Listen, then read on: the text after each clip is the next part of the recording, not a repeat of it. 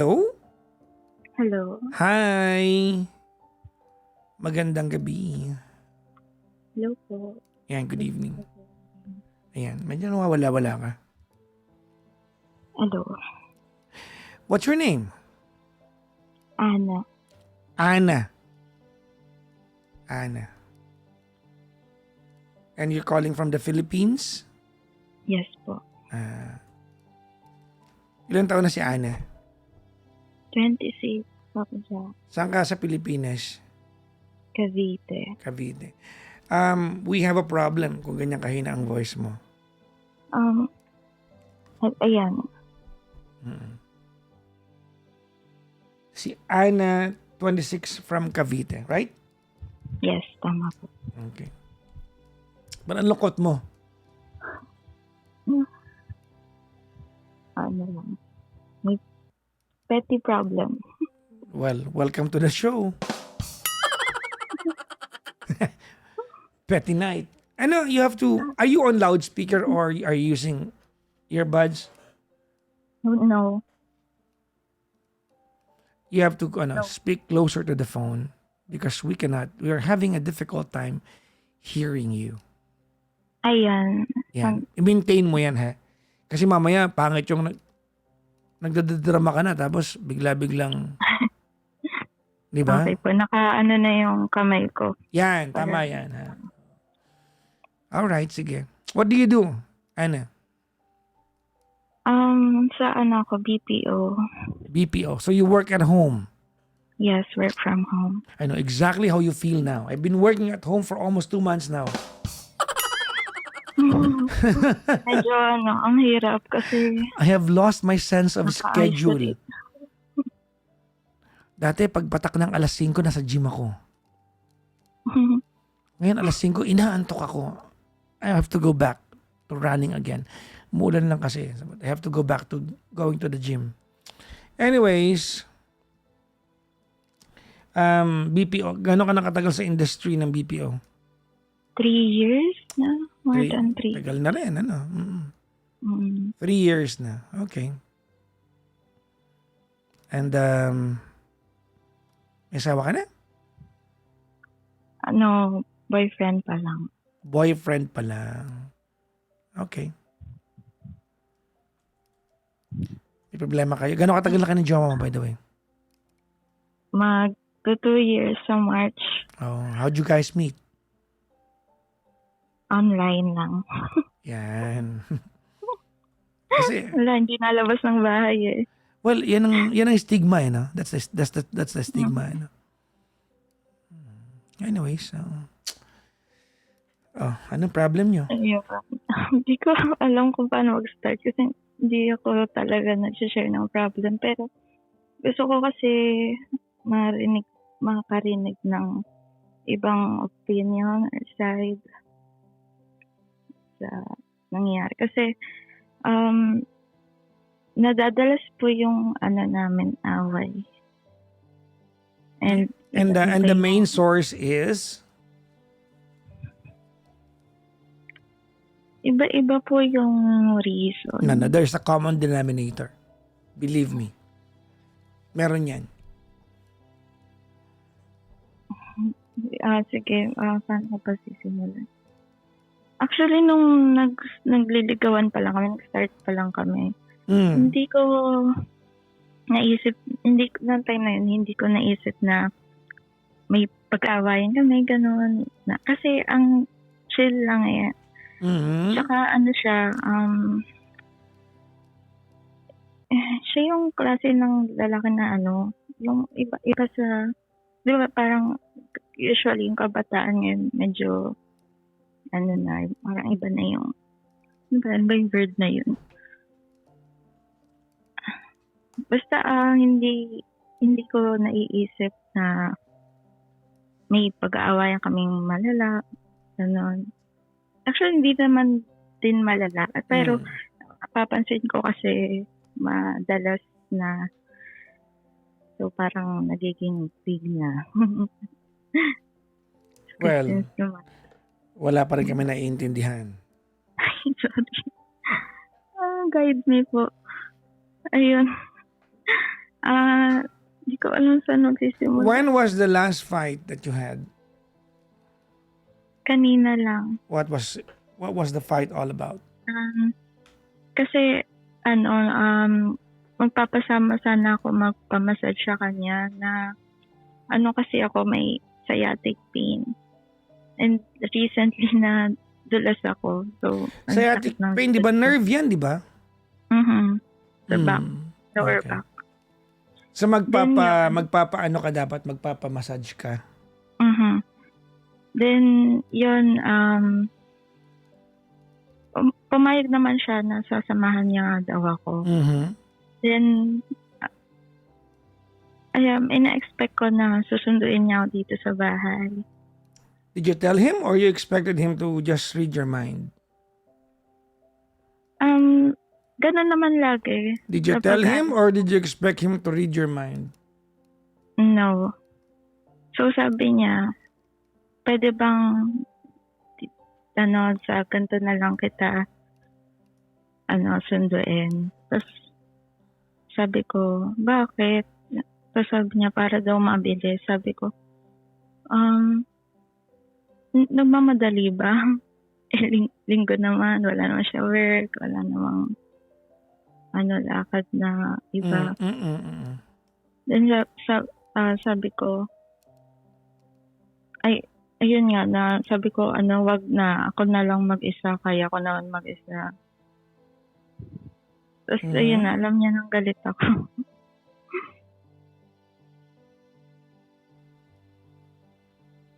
Okay. Na So lang sabi ako niya, na- kitain ka na lang niya somewhere. How far away is the meeting point from where you're coming from?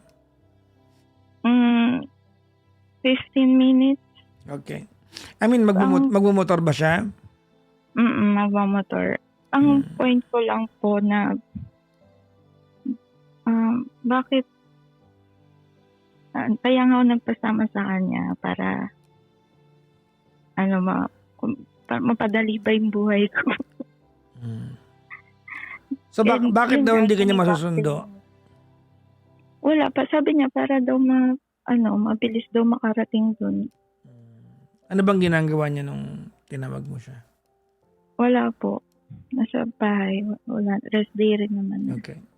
Actually, lagi pong, hindi naman lagi, madalas po na kapag may, kami, aalis kami, ayun, parang mas preferred niya na parang meet halfway, ganon. That's ako practical. Pero, as mag-jowa,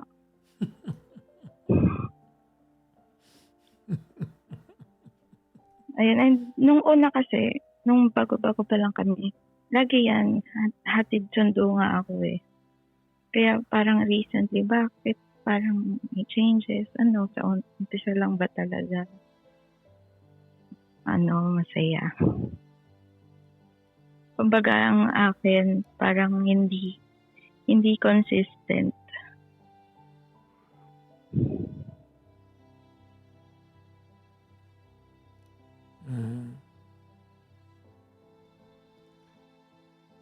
Ang tanong mo? Yun, gusto ko malaman kung valid ba yung nararamdaman ko. Valid O, naman. ano ba? Valid naman natin. Pero pag iniwala na kanya dahil dyan, valid din naman. Bakit po? Arte mo. Totoo. Ang nakita mo yung hindi kanya sinundo at minute ka niya halfway, pero hindi mo nakitang sinamahan ka niya despite the fact that it's his rest day. Naghanap ka na mali sa isang bagay na alam mong benefit mo? How dare you?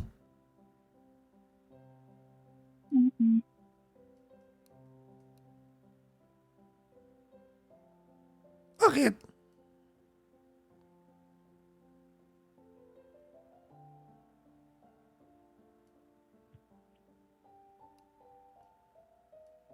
Wala namang masama eh. Sasamahan ka niya, 'di ba? Para mabilis kayo matapos. You know, I have to tell you this now. Girls, listen up. I'm not being biased, but you might wanna know this one. Men are task-oriented. We are task-oriented. It's a Sunday. You want him na samahan ka niya. Para sa kanya, okay, let's do that. He said yes. Di ba? Okay, saan yung kung saan massage, mas malapit pag dito nagkita, meet tayo halfway. It saves him 15 minutes of an effort. It's the same thing. Di ba?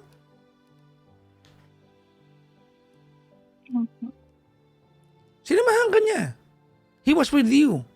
He spent his day off with you. It was your benefit. It was your appointment. Sinamahan ka niya. Anong ginawa mo? Hahanap ka ng mali. Ang toxic mo naman, Ana. Siguro po na nasanay kasi ako na. Exactly the point. Di ba? Nakapag-service naman siya, na-serve naman niya sa iyo yung standard kung paano kanya pagsilbihan before. Nag-effort naman siya. Ano ba naman yung effort na ikaw naman makikinabang? I-meet halfway mo naman. Ba't di mo magawa? Ha? Ayun nga po. Nasanay ako sa... Hindi mo kaya mag-adjust? Sinamahan ka niya. Lakad mo to. Hindi mo ma-appreciate na sinamahan ka niya? Nakita mo yung mali dahil di ka sinundo sa pintuan ng bahay mo? Meet halfway. Ano masama doon? Baka, maybe I'm missing something out. Explain to me.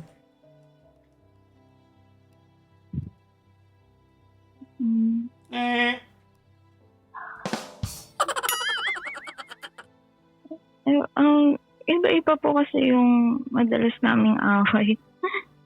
So, ito, iba to. So, mali nga ako dito. Napaka-unappreciative mo naman. Ano po kayang gagawin ko? Sasabihin ko?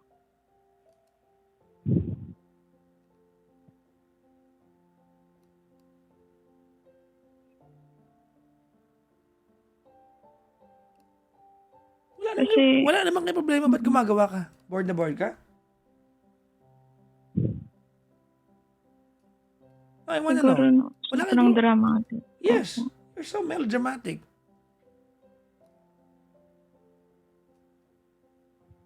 Wala kayong problema. Ba't gumagawa ka problema?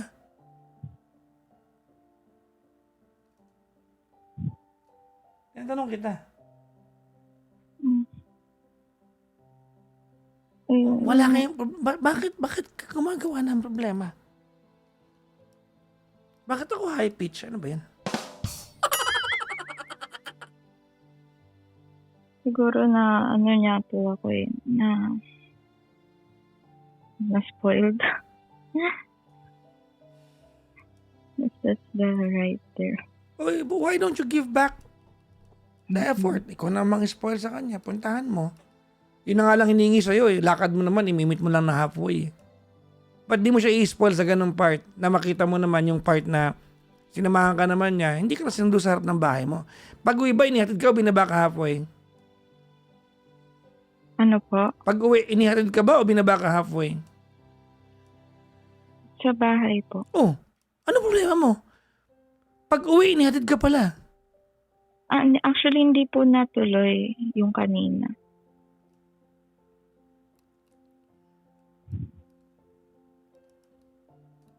Pero kapag alis kami, inahatid naman ako sa bahay. Exactly. Ano ba yun? Ano ba problema mo?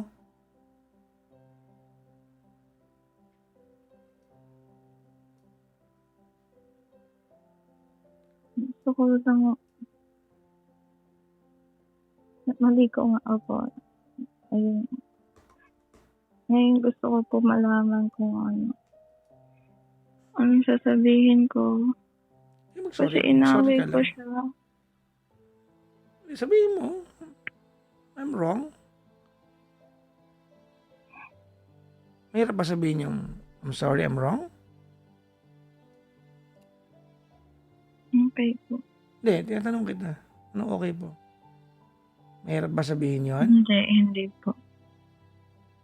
Hindi mo sabihin. Ay, nako. Nako ka. Sabi, sobrang petty. Ha? Sorry, sobra pong petty nung ano.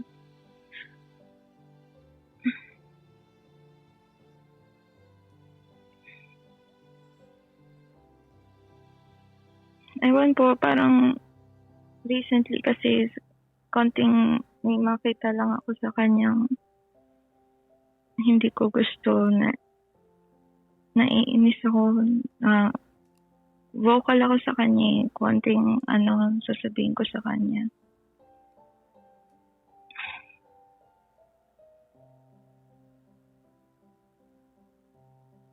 Kaya kanina sabi niya sa akin na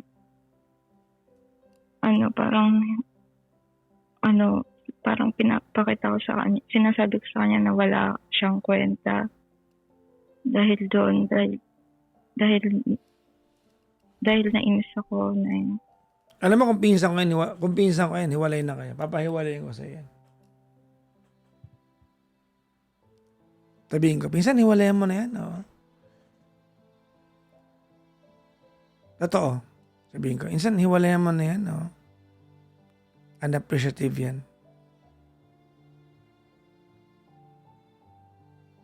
Kung pinsan ko yan, pahihiwalayin ko sa yan. Totoo lang.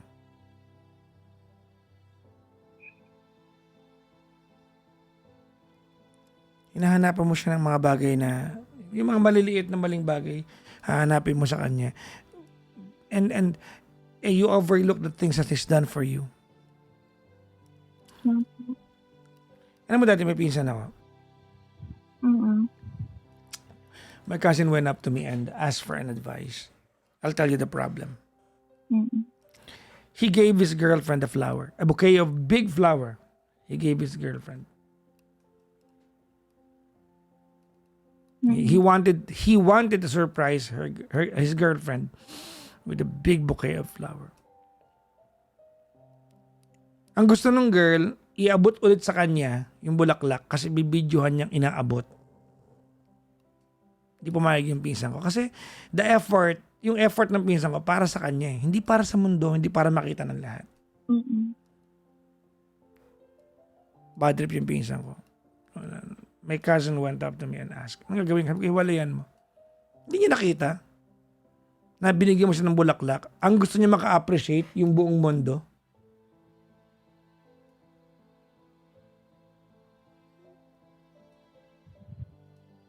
You want to seek validation from the world. Well, walang kinalaman sa'yo to. Idudugtong ko lang, no? It's the same banana sa'yo. Hindi mo nakita yung idea na it was his Sunday, it was his day off. 'Di ba? Malaman nagpapahinga yan. Maybe may plano yan. Maybe he wanted to basketball siguro, maglaro ng computer. It's his rest day. What did you tell him? Samahan mo ako. Okay, sabi niya, yes. Walang kagatol-gatol. Samahan ka niya. Ano lang sabi niya? Sige, meet na lang tayo halfway para mabilis. Tama, mali? Opo, tama. Ikaw naman, hanapan mo pa ng mali. Mabihira ka naman.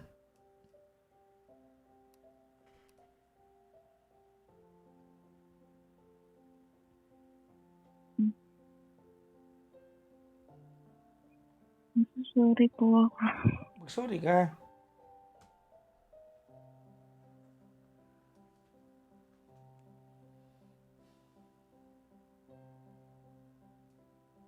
Thank you po. I wanna hear your apology to him. Gusto ko marinig na yun. Opo, i-message ko po siya after. Gusto namin marinig, chismoso kami. Ano pangalan niya? Huwag niya na lang. Hindi, code name na lang, code name. King. King? Kunyari, nasa harap mo si King ngayon. How are you going to apologize to him? Actually, iisipin ko pa nga po kasi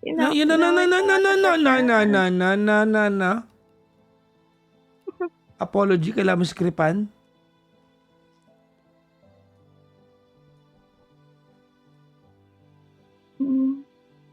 ano, King?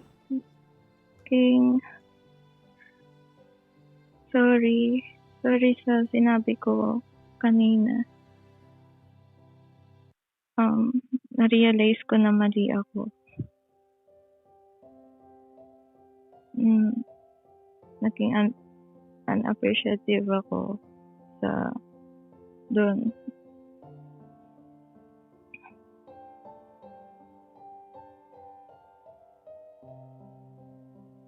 Ayun.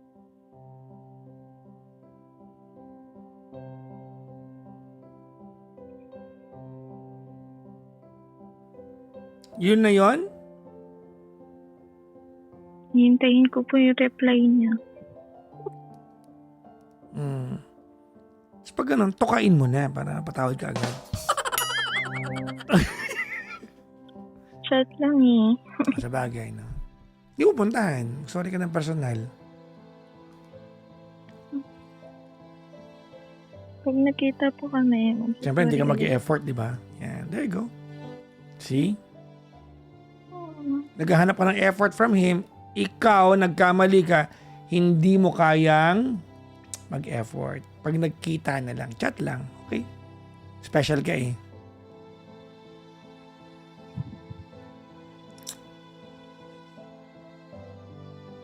Ano? Naiiyak ako, hindi ko makapagsalita. Ba't di mo puntahan? Tomorrow po. Like, tingnan ko anong sasabihin niya. Diba? Bakit kailangan ko pa sabihin sa ito? Why we're not able to think na kailangan mo puntahan? I mean, effort, wala ka? Siya lang ang gagawa ng effort? At i-judge mo siya sa mga effort niya, at ikaw hindi mo kaya mag-effort? Baka talaga.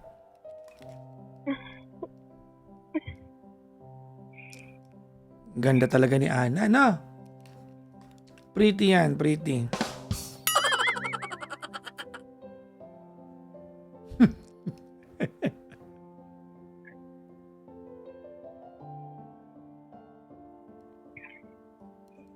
Sorry, hindi ako makasalita.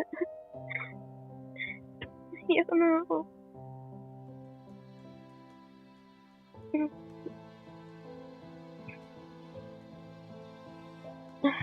Thank you po kasi hindi ko rin ito ma-realize kung hindi ako tumawag.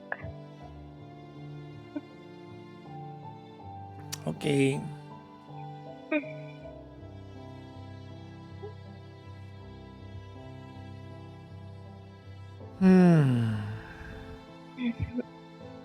Wala ka na gusto sabihin sa kanya? Wala na?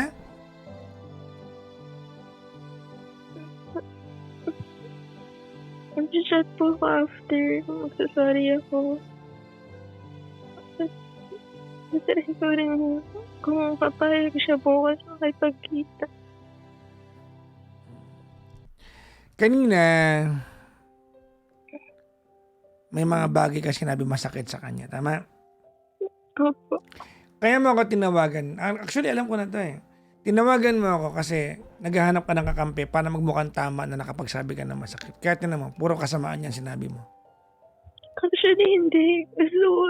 Honestly, gusto kong malaman kung kung tama ba itong nararamdaman ko. So, hindi mo na-realize na nagsabi ka ng masakit kanina, wala siyang kwenta, gano'n.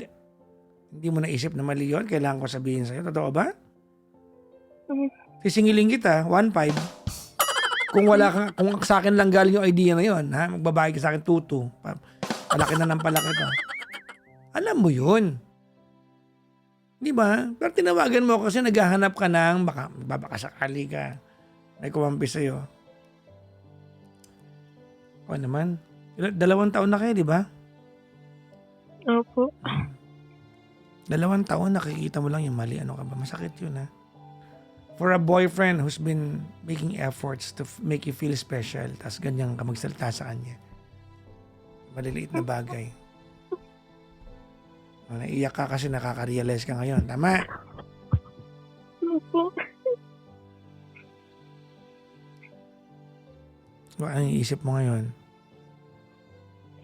Wala po feeling ko ano. Wala kami naintindihan. Para ka ng pusa. Ano yan? Isa pa? Parang na-realize ko yung previous namin, parang tampuhan. Ako rin yung gumawa.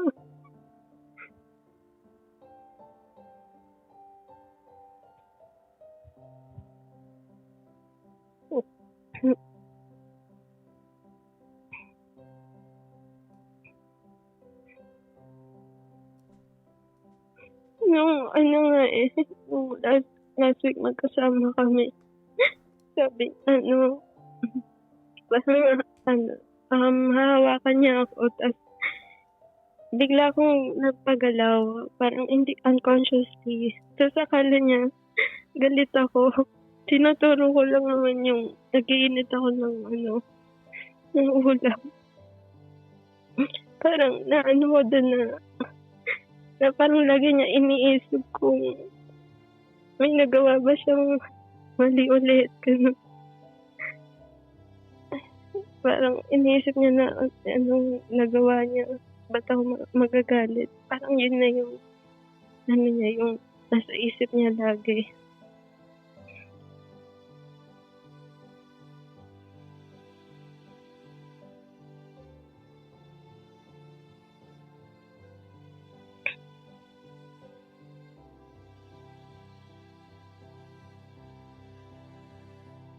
Well, I hope that you can change things before it's too late.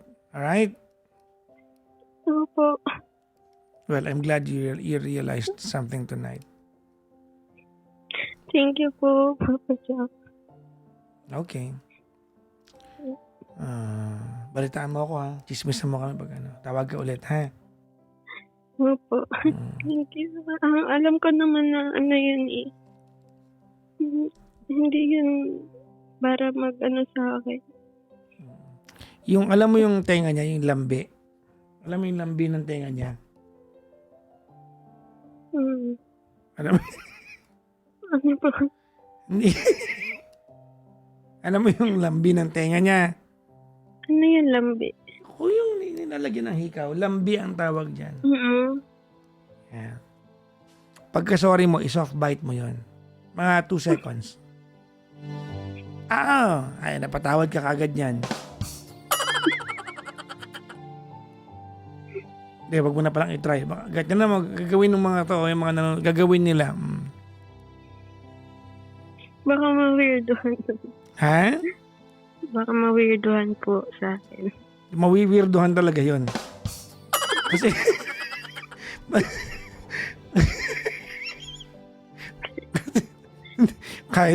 kahit sino ba naman, hindi ba mawiwirdohan yun? Imagine mo, di ba? Kagatin mo yung lambi ng tenga. Oh. Sabi ni May the girl, gagawin ko to, tinan mo. Soft bite ha, wag hard bite. Soft bite. Sa pagkakagat mo, bubulong ka dapat ng sorry. Ganon.